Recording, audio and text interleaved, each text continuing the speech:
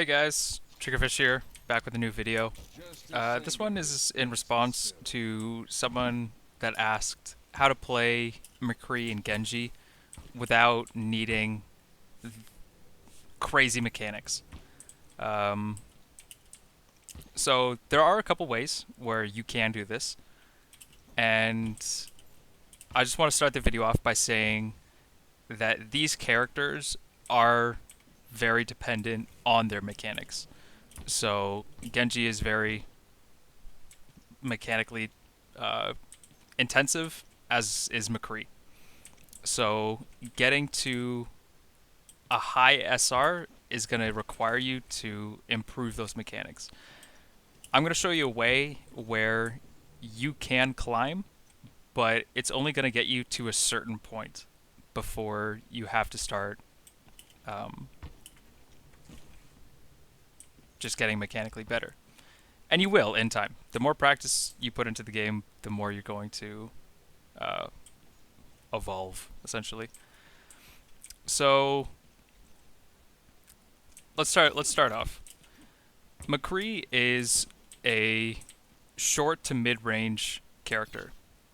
Let's think about it like this. Reaper is a short range. McCree is short to mid.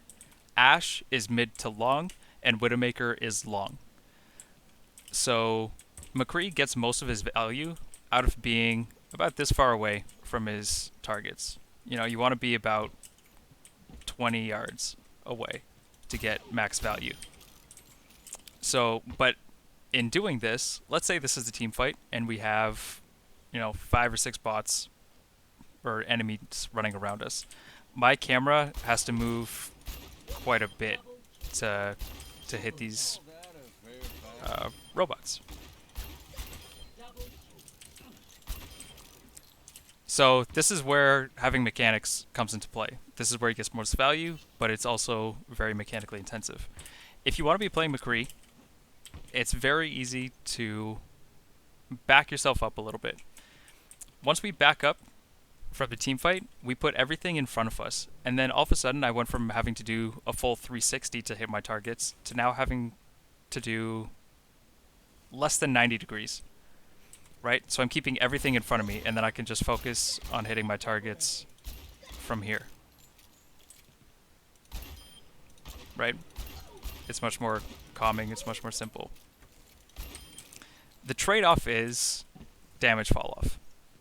The farther you are away, the more damage fall-off you receive, and then the better, Ashe starts to look as a character. Another thing that if you don't have the mechanics for, your game sense has to be up there. So McCree is a very squishy character, so he's very vulnerable. Knowing when to use your roll for either more damage or as a movement ability, and also having your flash to know how to counter your counter, essentially. So that's part of your game sense. And then one other thing I just want to talk more about the positioning is how to utilize high ground. High ground is especially valuable to hit scan heroes because when we're above them, their head hitbox becomes much bigger. When we look at this bot, his head almost takes up the entire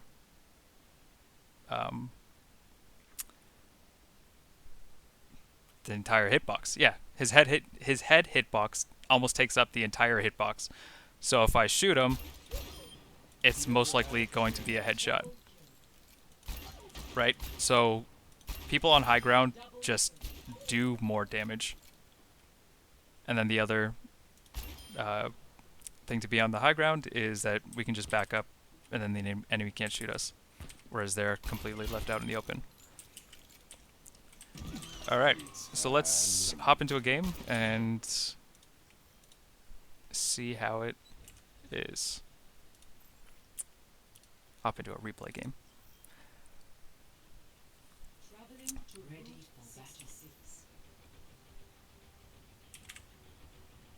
So my SR for DPS is at 2900. I'm almost at a diamond level. I just need to put in a bit more time and effort into those placements, and I think I can get there. So everything that we just talked about, I'm going to be trying to imply into this game. So I'm not going to be getting, you know, up close and personal and having to do any crazy shots. I'm going to keep everything just in front of me.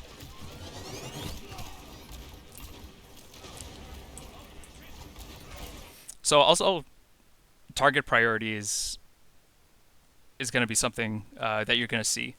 So squishy targets, as we can see right here, that Sigma right in front of us is a big body, and when he puts out a big shield, it's a big shield. And as long as we're shooting something, we're getting value, right?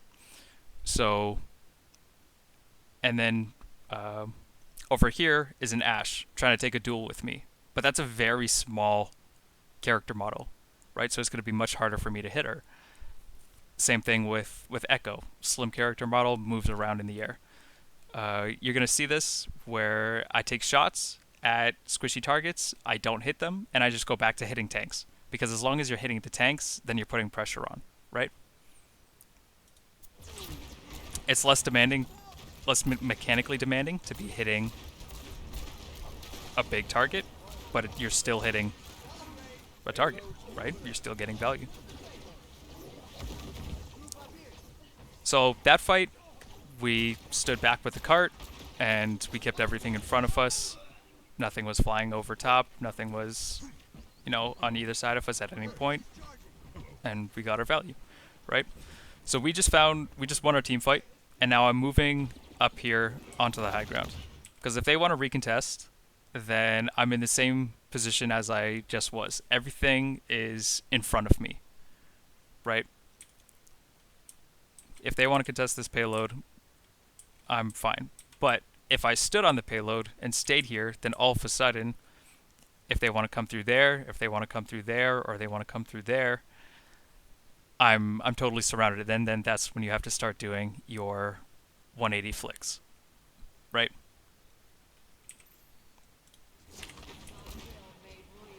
So keep everything in front. They decide to give us the point. That's fine.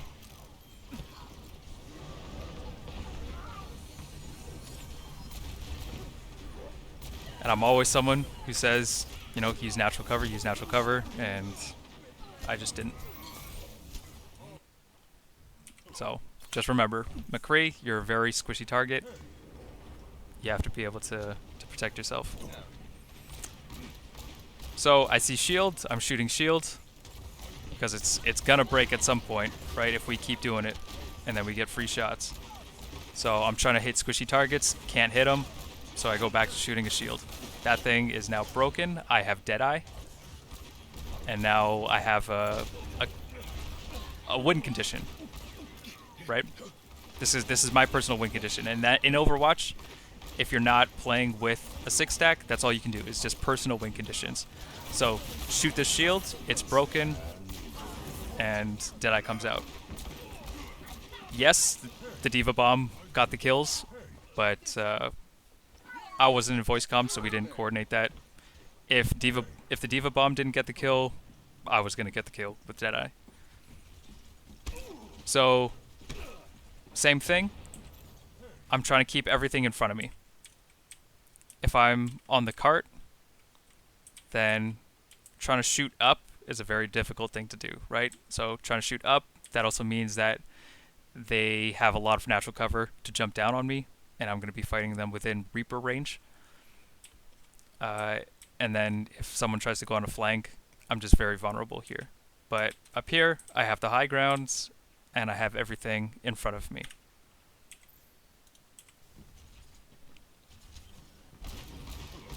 So they want to come through a very narrow hallway,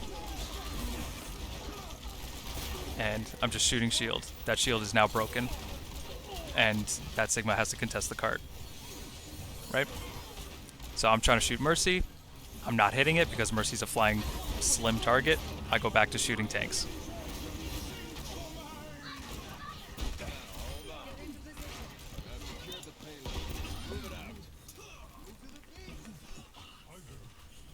right?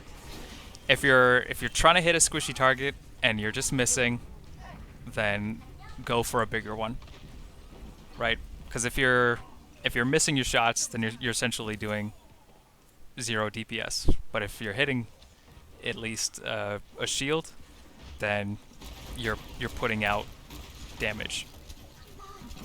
Its shield damage is not flashy. It doesn't feel great, you know. It doesn't feel the same as hitting that headshot, but it's still impacting the game.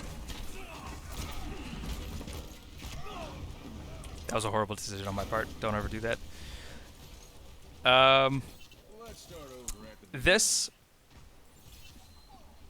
Everything we've just talked about is all very good because the map has allowed us to do that, right? We've been playing on a very big open map, and if we want the space to move back and keep everything in front of us, we've had that option.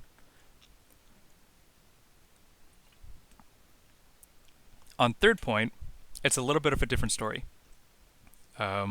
where there's a lot of high ground, you know, in this alleyway. It's a lot easier for defenders to close the gap.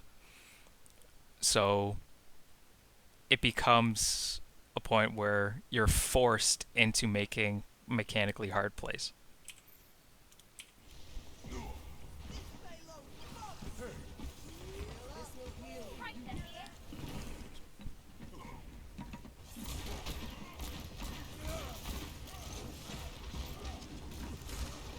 So because we're close,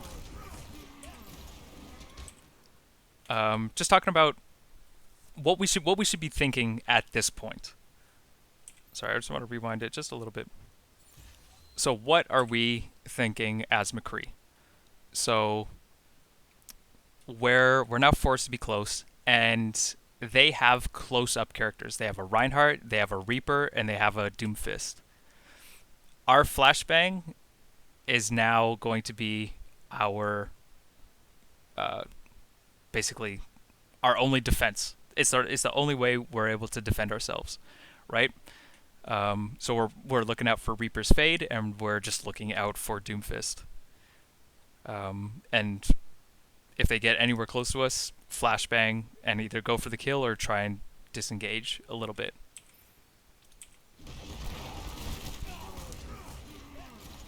So I'm going for high ground because I have my ult.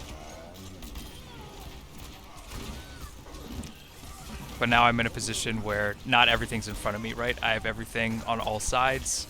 It gets pretty chaotic. So I start backing up. I'm trying to get things in front of me, but now Doomfist is up there, so I back up even farther. So we got the Doomfist, but we took ourselves out of our effective range for the rest of the fight, and we lost our value.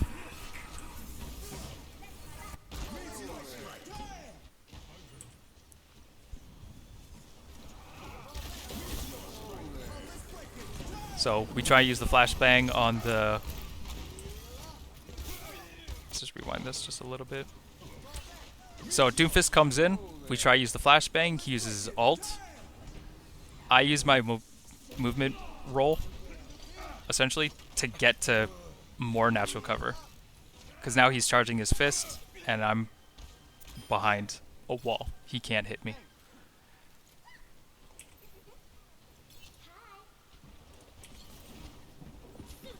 So he outplayed me on the flashbang.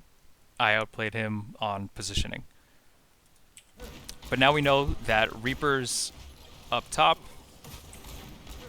If Reaper is ever up top and not in your face shooting you with shotguns, it means that he has ult. So my flashbang is off cooldown. I'm waiting for that. I'm not using my flashbang on anything else other than that Reaper. So he gets nanoed. He's coming in, flashbang.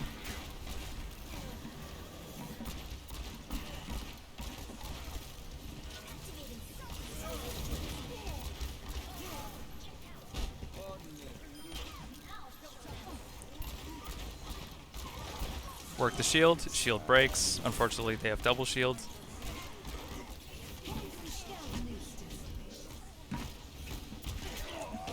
And then, yeah, we got up too close and Reaper, and now we're in Reaper's effective range.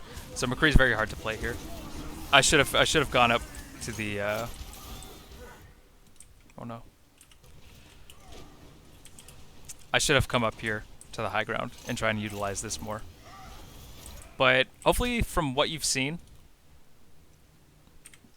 from all this, you know, trying to keep everything in front of you, is enough to get you up. I would say playing like this can get you up to, you know, mid to high plat. And then once you start feeling more comfortable and start feeling like you can hit your shots mechanically, and you can start playing closer, then you'll start getting into diamond territory. Yeah, hope that helped, and go get 'em.